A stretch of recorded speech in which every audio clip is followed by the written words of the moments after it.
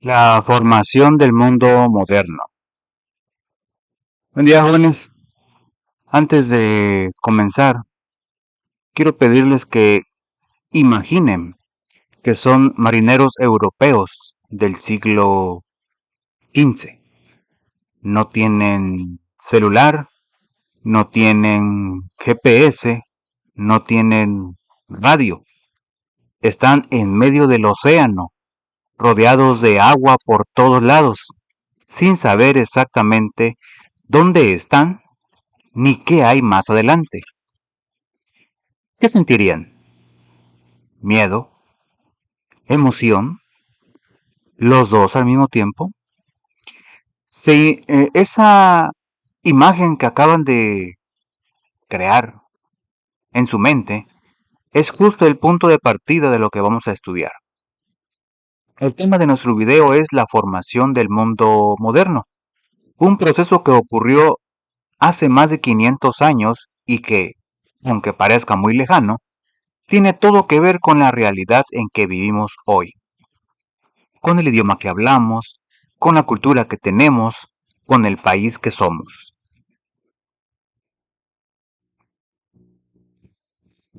Bien, para empezar quiero que tengamos claro de qué estamos hablando cuando decimos mundo moderno. Este concepto se refiere a un periodo histórico que comienza aproximadamente en el siglo XV, cuando las sociedades europeas empezaron a cambiar de manera profunda y acelerada. Esos cambios no ocurrieron de un día para otro, ni por una sola razón. Fueron el resultado de varios factores que se fueron combinando y conectando entre sí. Los historiadores identifican 4 grandes factores que explican esta transformación: el desarrollo tecnológico, la expansión de las redes comerciales, la influencia del Imperio Otomano y los cambios en el pensamiento religioso. Vamos a revisar cada uno de ellos con calma porque cada uno es importante y cada uno nos ayuda a entender mejor cómo llegamos al mundo que conocemos hoy. Comencemos con el primero, el desarrollo tecnológico.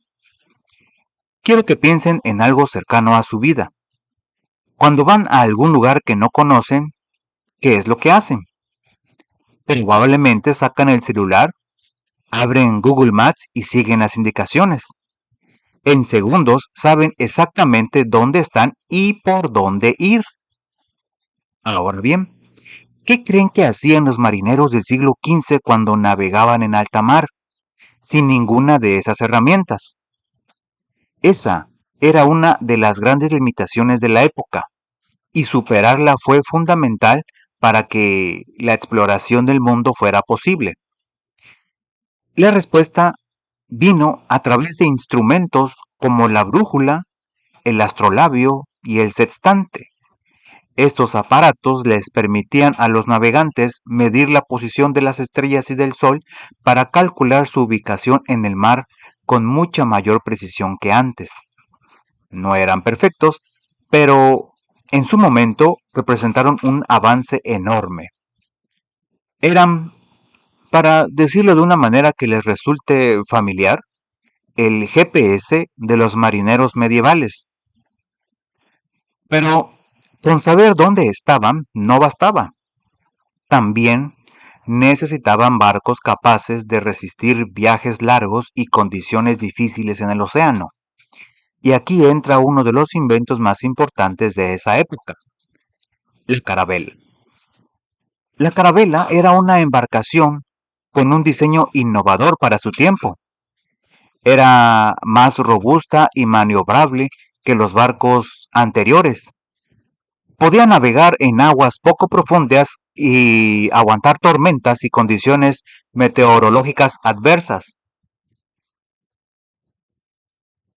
Fue gracias a este tipo de embarcaciones que los europeos pudieron aventurarse más allá de las costas conocidas y explorar regiones del mundo que para ellos eran completamente desconocidas. Ahora, un avance tecnológico que tal vez no esperarían encontrar en este tema La imprenta. Johannes Gutenberg, un inventor alemán, desarrolló la imprenta de tipos móviles alrededor del año 1440 y su impacto fue revolucionario. Antes de la imprenta, si querían copiar un libro, alguien tenía que sentarse y escribirlo a mano, letra por letra, durante meses. Con la imprenta, en cambio, fue posible reproducir cientos de copias en mucho menos tiempo. ¿Y qué tiene que ver eso con la exploración del mundo? Que gracias a la imprenta se pudieron difundir rápidamente mapas, relatos de viajes y conocimientos científicos, lo que facilitó la planificación de nuevas expediciones y expandió el conocimiento geográfico de manera sin precedentes. El saber llegó a más personas más rápido y eso cambió todo. Y finalmente, dentro del desarrollo tecnológico tenemos que mencionar las armas de fuego y la artillería.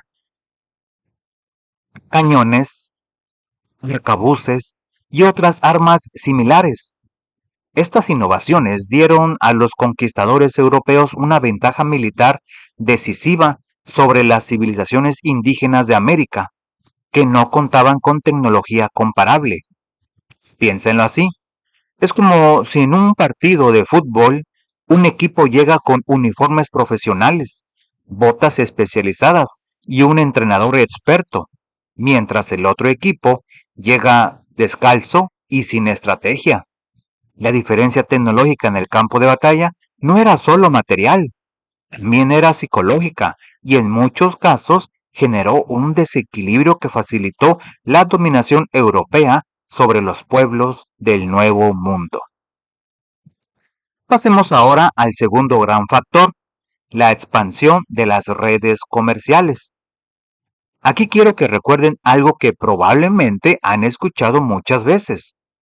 Detrás de cada gran decisión, busca el dinero. Y en la historia eso casi siempre es verdad. Gran parte de la expansión europea hacia el mundo tuvo una motivación económica muy concreta.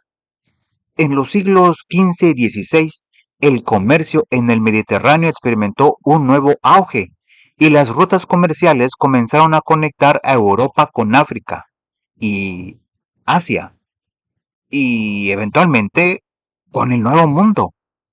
Esas redes no solo llevaban bienes valiosos a Europa, sino que también generaban una competencia feroz entre las potencias europeas por controlar esas rutas y explotar los territorios recién descubiertos.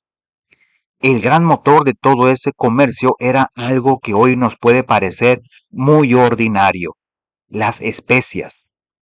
Sí, condimentos como la pimienta, el clavo, la canela, la nuez moscada, la cúrcuma, el jengibre, el azafrán, el cardamomo. En la Europa medieval y renacentista, estas especias eran extraordinariamente valiosas. Se usaban para conservar alimentos en una época sin refrigeración, para preparar medicinas, para elaborar perfumes y también como símbolo de riqueza y estatus social. Una bolsa de pimienta podía llegar a valer tanto como una propiedad. ¿Les parece exagerado? Pues así era. Y por eso las especias movían el mundo. Las principales rutas para acceder a ellas eran cuatro. La primera era la ruta marítima del Océano Índico, que conectaba directamente los puertos de la India y las islas Molucas con el mundo árabe y europeo. Y la segunda era la ruta de la seda marítima, que partía de China y el sudeste asiático, y, aunque no era exclusivamente una ruta de especias, se mezclaba con las rutas que llevaban productos de lujo hacia Europa.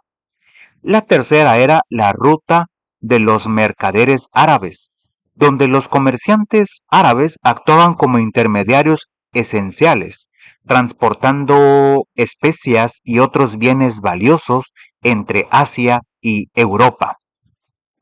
Y la cuarta era la ruta de la seda terrestre, que unía China con el subcontinente indio y, aunque se centraba en el comercio de seda, también incluía especias y otros productos preciados. Todo este sistema comercial era fundamental para la economía europea, pero tenía un problema enorme. Era largo, costoso y dependía de muchos intermediarios que encarecían los productos antes de que llegaran a manos europeas. Eso generó una necesidad urgente: encontrar una ruta más directa, más corta y más barata hacia Asia. Y esa búsqueda fue precisamente la que llevó a Cristóbal Colón a cruzar el Atlántico en 1492 y lo que condujo, en última instancia, al encuentro de Europa con América. Una vez que América entró en escena, el comercio atlántico tomó una nueva dimensión. Ya no se trataba solo de especias, ahora también había oro y plata, en cantidades que los europeos jamás habían imaginado. La búsqueda de esas riquezas en el Nuevo Mundo se convirtió en la motivación central de la conquista y la colonización, impulsando a las potencias europeas a explorar, dominar y establecer colonias en todo el continente americano. Y llegamos ahora al tercer factor, uno que muchos estudiantes suelen pasar por alto, pero que fue absolutamente clave: el Imperio Otomano. Para entender su papel en esta historia, quiero proponerles una analogía. Imaginen que hay una carretera que conecta su comunidad con la ciudad más importante de la región, y que esa carretera es la única forma de llevar y traer mercancía. Ahora, imaginen que alguien muy poderoso toma el control de esa carretera, pone casetas de cobro en todos los puntos estratégicos y exige pagos altísimos a quien quiera pasar. ¿Qué harían los comerciantes? Buscarían otro camino, por supuesto. Eso es exactamente lo que hicieron los europeos ante el poder del Imperio Otomano. El Imperio Otomano fue uno de los más poderosos y extensos que ha existido en la historia. Se extendió a lo largo de 3 continentes. En Europa abarcaba los Balcanes, incluyendo los territorios de la actual Grecia, Bulgaria y Serbia. En Asia incluía la península de Anatolia, que es la actual Turquía, y partes de Siria, Irán y Palestina. Y en África controlaba la región mediterránea, incluyendo Egipto y partes de Libia y Túnez. Su posición geográfica era privilegiada. Estaba justo en el cruce entre Europa, Asia y África, lo que daba un poder enorme sobre las rutas comerciales. En particular, el control otomano sobre los estrechos del Bósforo y los Dardanelos, que son los puntos de paso entre el Mar Negro y el Mediterráneo, complicó seriamente el acceso europeo a las rutas comerciales tradicionales hacia Asia. Los europeos tenían que pasar por territorios otomanos o pagar precios altísimos a los intermediarios del imperio para acceder a los bienes asiáticos. Ese bloqueo, o cuando menos ese encarecimiento del camino, fue lo que incentivó con mayor urgencia a las potencias europeas a buscar rutas marítimas alternativas que les permitieran llegar directamente a las fuentes de especias y otros bienes sin depender de intermediarios otomanos. ¿Ya se dan cuenta de la conexión? El Imperio Otomano, al controlar las rutas terrestres hacia Asia, empujó a los europeos hacia el mar, y al ir hacia el mar, terminaron llegando a América. La historia de México entonces está indirectamente ligada a la existencia y el poder del Imperio Otomano. Esa cadena de causas y efectos es uno de los aspectos más fascinantes de la historia. Y ahora sí, llegamos al cuarto factor: los cambios en el pensamiento religioso. En el siglo XVI, Europa no solo estaba cambiando en lo económico y lo tecnológico, sino también en lo espiritual. En 1517, un monje alemán llamado Martín Lutero publicó sus famosas 95 tesis, un documento en el que cuestionaba públicamente ciertas prácticas de la Iglesia Católica, como la venta de indulgencias. Las indulgencias eran básicamente documentos que la Iglesia vendía a cambio de dinero, prometiendo el perdón de los pecados. Lutero consideraba que eso era una corrupción inaceptable y su propuesta desencadenó una división religiosa que partió a Europa en dos grandes bloques, los católicos y los protestantes. ¿Y qué tiene que ver todo esto con la conquista de América? Mucho más de lo que parece. La Iglesia Católica, ante el desafío de la Reforma Protestante, respondió con lo que se conoce como la Contrarreforma, un movimiento que buscaba revitalizar y expandir el catolicismo, y América se convirtió en el escenario ideal para esa expansión. Los misioneros religiosos que llegaron junto con los conquistadores tenían una misión muy clara: evangelizar a las poblaciones indígenas, es decir, convertirlas al catolicismo. Esa misión evangelizadora fue utilizada en muchos casos para justificar la dominación cultural y espiritual de los pueblos originarios de México y del resto de América. De hecho, si hoy la gran mayoría de los mexicanos somos católicos, eso tiene una explicación histórica directa en este proceso que estamos estudiando. La religión que practicamos, las fiestas que celebramos, las iglesias que vemos en nuestros pueblos, todo eso es consecuencia de aquella conquista espiritual que comenzó en el siglo XVI. Bien, jóvenes, hemos recorrido un camino largo y lleno de ideas importantes. Es momento de hacer un cierre y quedarnos con lo más valioso de todo lo que vimos.